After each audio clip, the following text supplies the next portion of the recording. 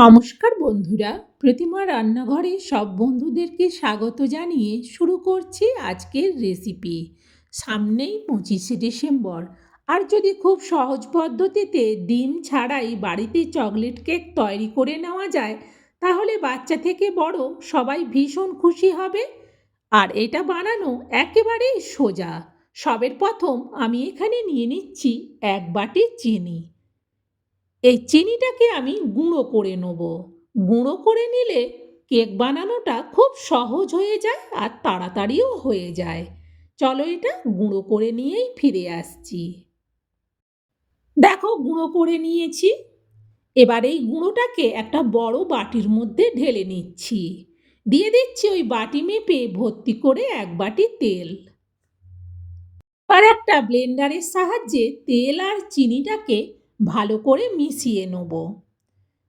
গোটা চিনিতে করলে চিনির দানাগুলো মেলাতে অনেকটা সময় লেগে যায়, আর চিনিটা গুঁড়ো করে নিলে খুব তাড়াতাড়ি তেল আর চিনিটাকে মিলিয়ে নেওয়া যায়। এবার এতে দিয়ে দিচ্ছি বাটি মেপে প্রথমে 1 বাটি ভর্তি করে দুধ। আরও আমি 1 বাটি দিয়ে দিলাম। এই দুধটা কিন্তু গরম দুধ। এইখানে কোনো মতেই ঠান্ডা দুধ দেওয়া যাবে না। কেউ চাইলে দুধের পরিবর্তে গরম জলও দিতে পারো। এবার ভালো করে এটাকে মিশিয়ে নিতে হবে। দুধ দেওয়ার পরে তেলটা ভেসে থাকে, সেই জন্যে ভালো করে মিশিয়ে নিলাম। দিয়ে দিচ্ছি অল্প লবণ, আর দিচ্ছি অল্প একটু বেকিং সোডা। আবারও এটাকে মেশাতে থাকবো। এখনও কিন্তু তেলটা দুধের ওপর ভেসে আছে। বেশ ভালো করে মিশিয়ে নিলাম। এরপর এতে দিয়ে দিচ্ছি আমি আটা। 1 বাটি ভর্তি করে দিলাম, তারপর আবারও 1 বাটি দিয়ে দিলাম। মোট 2 বাটি আটা এতে দিলাম। তোমরা চাইলে আটা আর ময়দা মিশিয়ে দিতে পারো, তবে আটা দিয়ে করলেও কিন্তু ভীষণ সুন্দর লাগবে। কেউ বুঝতেই পারবে না যে এটা আটা দিয়ে বানানো। দেখো কতটা সুন্দরভাবে ব্যাটারটা হয়ে গেছে। এইভাবে মেপে তেল, দুধ, আটা বা ময়দা যেটা তোমাদের পছন্দ সেটা নেবে। আর দেখো চকলেট কেক বানানোর জন্যে আমি বাজার থেকে কেনা 2টো 5 টাকার চকলেট বিস্কুট কিনে এনেছি। তোমরা যে কোনো চকলেট বিস্কুট কিনে নিলেই হবে। এবার এই বিস্কুট 2টো প্যাকেটকে আমি কেটে যে জারে করে চিনি গুঁড়ো করেছিলাম সেই জারের মধ্যে দিয়ে দিচ্ছি। 2টো প্যাকেট বিস্কুটই আমার লেগে যাবে। বিস্কুটগুলোকে একটু ভেঙে ছোট করে দিচ্ছি, যাতে গুঁড়োটা বেশ সহজে করা যায়। চলো এবার এটা গুঁড়ো করে নিয়েই কিন্তু ফিরে আসছি। দেখো কতটা সুন্দরভাবে গুঁড়ো হয়ে গেছে বিস্কুটগুলো। এবার এই বিস্কুটের গুঁড়াটা এই মিশ্রণের মধ্যে পুরোটা দিয়ে দিলাম। হাত দিয়ে ভালো করে পরিষ্কার করে বের করে নেওয়ার পর এটাকে আবার ব্লেন্ডারের সাহায্যে ভালো করে মিশিয়ে নেব। একটু ভর্তি হয়ে গেছে, সেই জন্যে আস্তে আস্তে করে এটাকে বেশ ভালো করে কিন্তু মিশিয়ে নিতে হবে। এই কেকের মিশ্রণ কিন্তু খুব সুন্দর হতে হবে। এরপর আমি এতে দিয়ে দিচ্ছি 1/2 চামচ বেকিং পাউডার। এখানে যেহেতু আমি 2 বাটি আটা নিয়েছি, সেই জন্যে 1/2 চামচ দিলাম। এর থেকে বেশি দেওয়ার কোনো দরকার নেই। এতেই কিন্তু ভীষণ স্পঞ্জিভাবে তৈরি হবে কেকটা।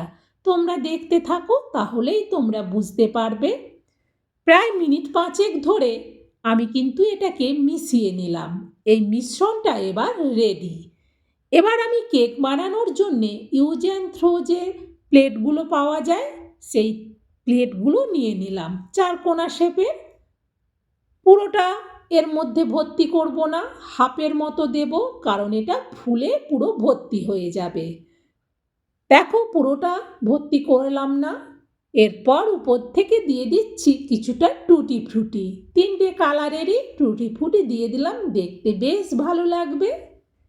এরপর আমি এতে দিয়ে দিচ্ছি চেরি। চেরিগুলোকেও আমি একটা চেরিকে 4 টুকরো করে কেটে নিয়েছি। তারপর এইভাবে উপর থেকে দিয়ে দিচ্ছি। এই জিনিসগুলো ভেতরেও দিলে কিন্তু খাওয়া যাবে, উপর থেকে দিলেও খাওয়া যাবে, কিন্তু দেখতে বেশ ভালো লাগবে। দিয়ে দিচ্ছি একটুখানি খেজুর। খেজুরটাকেও আমি ছোট ছোট করে কেটে নিয়েছি। এতে করে উপর থেকে ভীষণ সুন্দর একটা লুক লাগবে।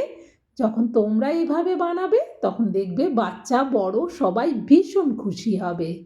দিয়ে দিচ্ছি গোটা কাজুকে হাফ করে ভেঙে নিয়েছি, সেই হাফ কাজুকেও আমি উপর থেকে এইভাবে দিয়ে দিলাম। সব জিনিসই কিন্তু অল্প অল্প দিচ্ছি, কোনো জিনিসই কিন্তু বেশি দিলাম না। এরপর আমি নিয়েছি অল্প কয়েকটা কিশমিশ, কারণ এর উপরে আর জায়গা নেই, তাও আমি অল্প কয়েকটা কিশমিশ দিয়ে দিচ্ছি। এটা খেতেও যেমন ভালো লাগবে, দেখতেও ভালো লাগবে। দেখো পুরো কেকটা কিন্তু আমার সাজানো হয়ে গেছে। এবার আমি এটাকে বেক করে নেব। আর আজকে কেক কিন্তু আমি গ্যাসে এমনি রান্নার কড়াতে করেই বানাবো। অন্য কোনো কিছু লাগবে না, প্রেসার কুকারও লাগবে না, কেক ওভেনও লাগবে না। খুব সহজেই এইভাবে রান্নার কড়াতে করেই কেকটা বানিয়ে নেওয়া যাবে। দেখো গ্যাস জেলে কড়া বসিয়ে দিয়ে, কড়াটা একটু গর্ত আছে এই জায়গাটা, ট্রেটা বসবে না, সেই জন্যে এইভাবে একটা প্লেট আমি দিয়ে দিলাম অ্যালুমিনিয়ামের। এবার এটা দেওয়ার পর মিনিট 3 মতো একটু অপেক্ষা করব। এটা বেশ ভালো করে গরম হয়ে গেছে এখন। এই গরম হওয়ার পর এই কেকের ট্রেটা বসিয়ে দিলাম। আস্তে করে বসিয়ে দেওয়ার পর উপর থেকে ঢেকে দিলাম। গ্যাসটা কিন্তু এখন বাড়ানোই থাকবে, মিনিট 4 থেকে 5 মিনিট। আমি প্রায় 5 মিনিট বাদে এসে তোমাদেরকে একবার ঢাকনাটা সরিয়ে দেখাচ্ছি যে দেখো কেকটা কিন্তু বেশ সুন্দরভাবে হয়ে গেছে, কিন্তু কড়াইটা এখন ভীষণ গরম, সেই জন্যে এটা আবারও ঢেকে রেখে দিচ্ছি। আবারও প্রায় মিনিট 3 বাদে আমি এর থেকে ঢাকনাটা সরাচ্ছি। আগের থেকে অনেকটা তাপ কমে গেছে, কেকটা দেখেও বোঝা যাচ্ছে হয়ে গেছে। তবুও কেকটাকে নাবানোর আগে একটু চেক করে নিতে হবে যে তলা পর্যন্ত হয়েছে কিনা। সেই জন্যে একটা চামচের পেছন কিংবা ছুরি দিয়ে এভাবে গেঁথে দিলেই দেখো এর গায়ে আর লাগছে না, তার মানে তলা পর্যন্ত হয়ে গেছে। এবার আমি গ্যাস থেকে এটা নাবিয়ে নিয়েছি, এখন এটা তুলে নিচ্ছি। এখনও কিন্তু এটা বেশ গরম। এবার এই কেকটাকে আমি একটা ট্রের মধ্যে রেখে দিলাম। দেখো কত অল্প উপকরণে বাড়িতেই এইভাবে সুন্দর স্পঞ্জি ফ্রুট চকলেট কেক বানিয়ে নেওয়া যায়।